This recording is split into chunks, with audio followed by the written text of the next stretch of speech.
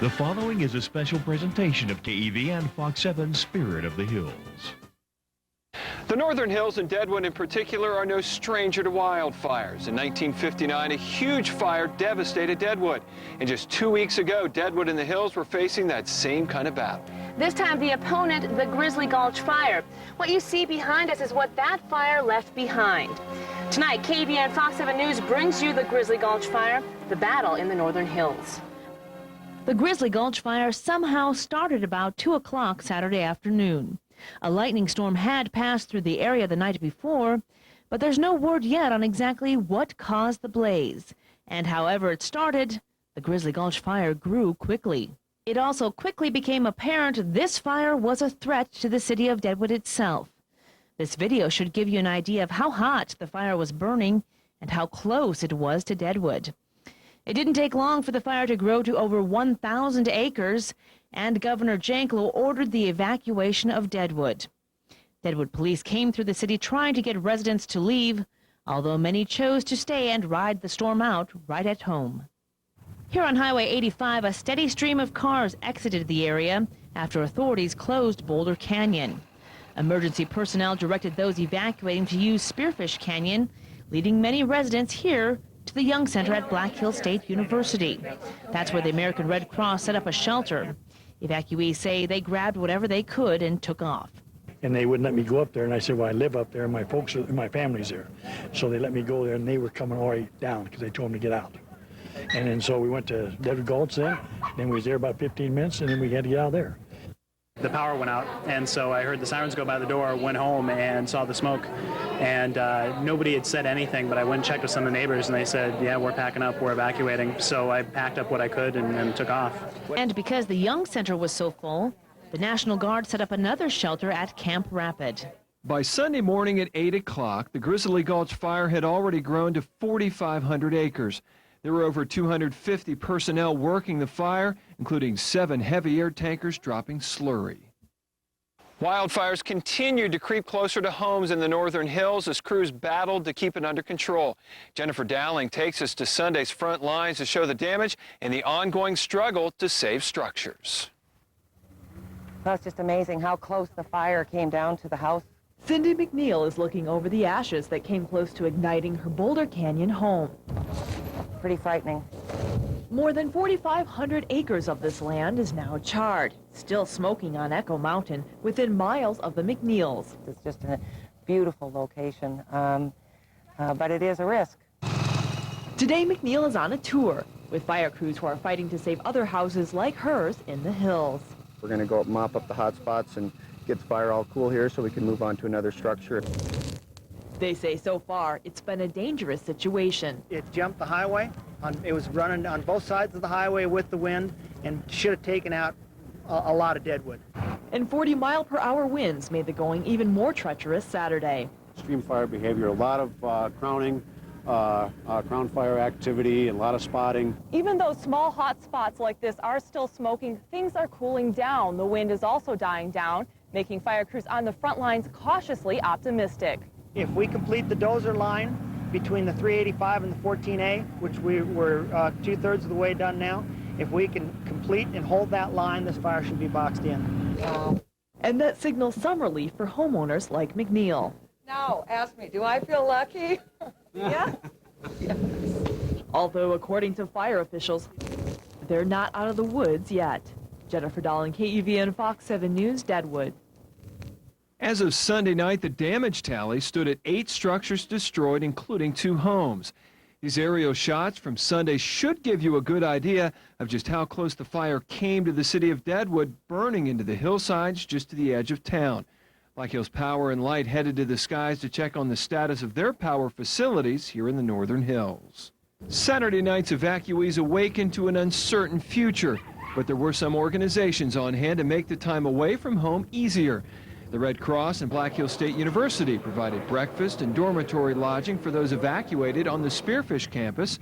Those using the Red Cross shelter services say they needed it after scrambling to escape the fire.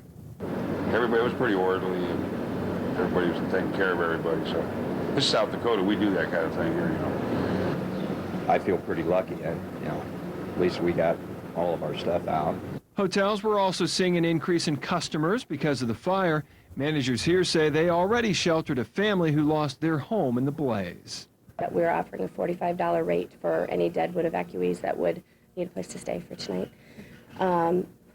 We do have one reservation already for somebody that did have their house destroyed.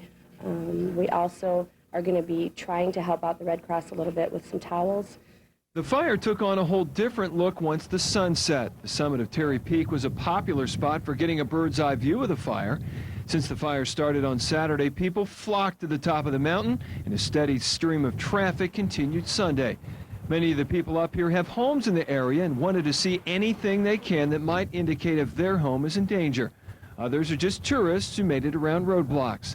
This video was taken Sunday night from the top of Terry Peak.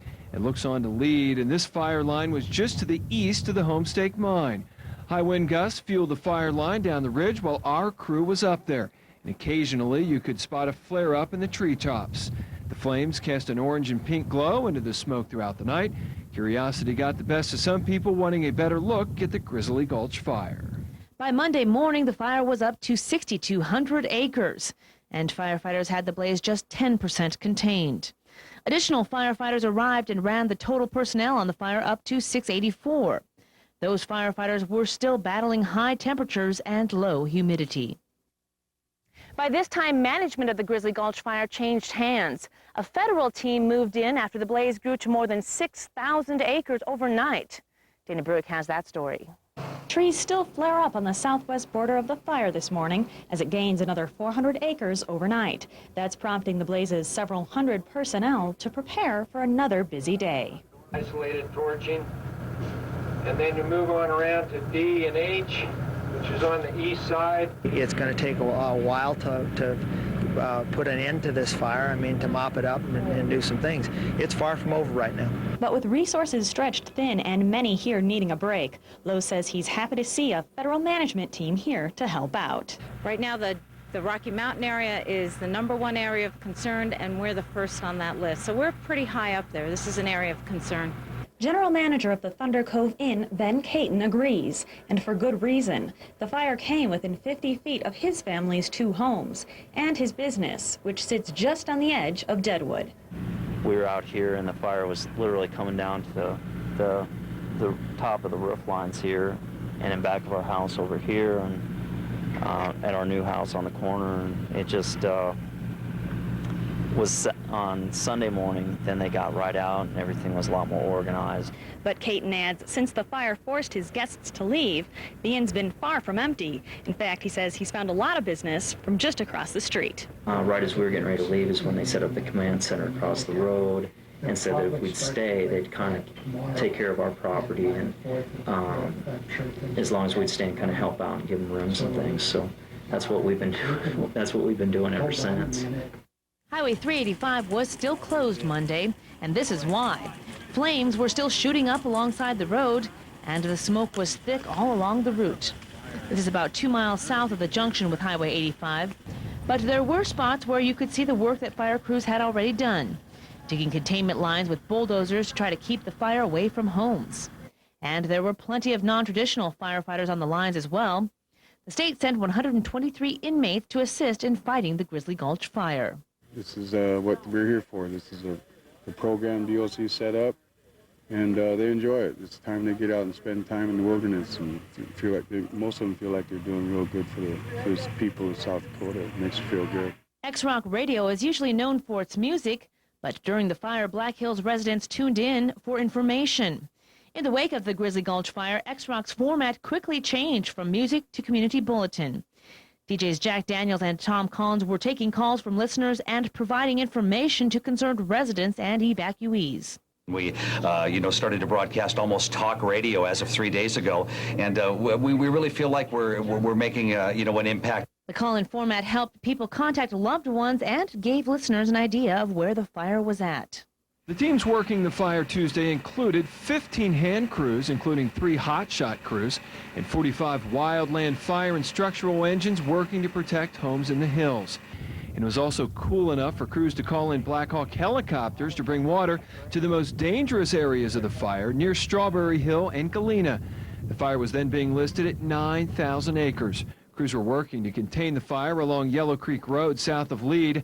To the east, the fire continues to move toward Galena and is spotted across a bulldozer line scraped out several days ago.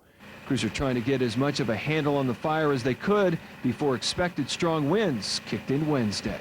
The fire's growth had slowed somewhat by Tuesday, but it did pick up some more ground, now having burned 6,858 acres by Tuesday morning. 586 firefighters were on hand Tuesday. The fire backed down Yellow Creek Road, and there was a spot fire east of Galena overnight. Jennifer Dowling went to the front lines of the battle on Tuesday to see how far crews had gotten on the fire and to see what tools they were using to keep the flames from rising up again. Crews are still working to douse the Grizzly Gulch Fire, now at about 9,000 acres. Today's pretty calm. Yesterday was a little rough. This is the Cascade engine crew from Hot Springs. Our purpose here is to make sure nothing jumps the road. Here, Joe Bissonette and Jenny Sutherland are mopping up on Strawberry Hill using a Pulaski. This is usually the first thing they put on a fire line because it cuts through the grass and stuff better. We just look for smoke and then dig it up and spray it and then cover it back up. And hopefully it goes out. In fact, brush trucks only carry about 300 gallons of water. So most of the work is done with hand tools. Here, firefighters are using them to keep power poles out of the line of fire. But fighting the fire here in Deadwood isn't always about being close to the flame. It's also about digging lines. And this is the preferred tool of choice to do that. It's called a combi tool. Now this can function as a hoe, a scraper, or it can be adjusted to be used as a pick. Knock this thing down, man. And for the Black Hats crew, shovels and chainsaws are the weapons of choice. Falling hazard trees or snags that are caught up in other trees that could possibly fall on a crew member and hurt them. Even though fire lines have been drawn around 1/3 of the fire, crews like Jenny and Joe still have a long way to go. But they say any containment on this fire is definitely a step in the right direction. Jennifer Dowling, KEVN Fox 7 News near Deadwood. With Deadwood being evacuated for 3 days, many businesses, including casinos, were forced to close. But Tuesday, casinos were up and running again, but many slot machine chairs still remained open. Since the Grizzly Gulch Fire continues to burn, tourists we talked to say they were unsure about taking a gamble of being that close to the fire. Well, it changed a lot of our plans. We had planned on staying in the area, but since we're not going to be able to camp because we've been camping from the Badlands on out, we decided to just move on. I heard a story of a waitress telling people in Rapid City that Deadwood had burnt to the ground, and it's just simply not the case.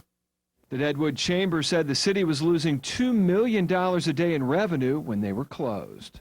Sometimes they're the first line of defense, and sometimes they're the last. Air tankers dropping retardant on Deadwood in the most critical hours of the Grizzly Gulch blaze.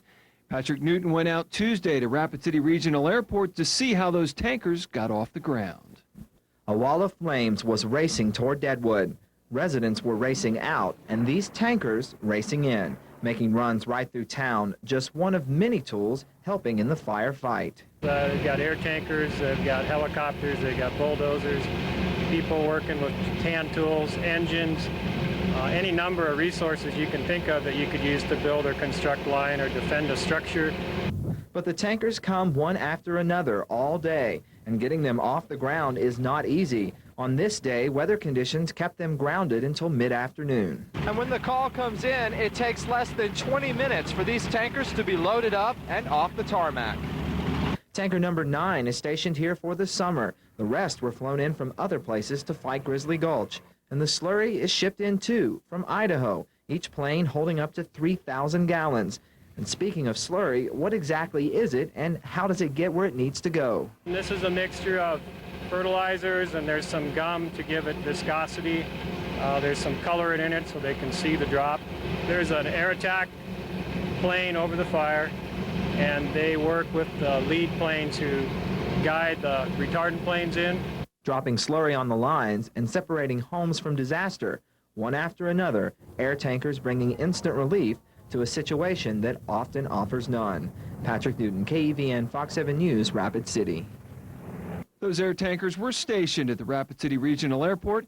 Took them about 30 minutes to get from Rapid City to Deadwood and back.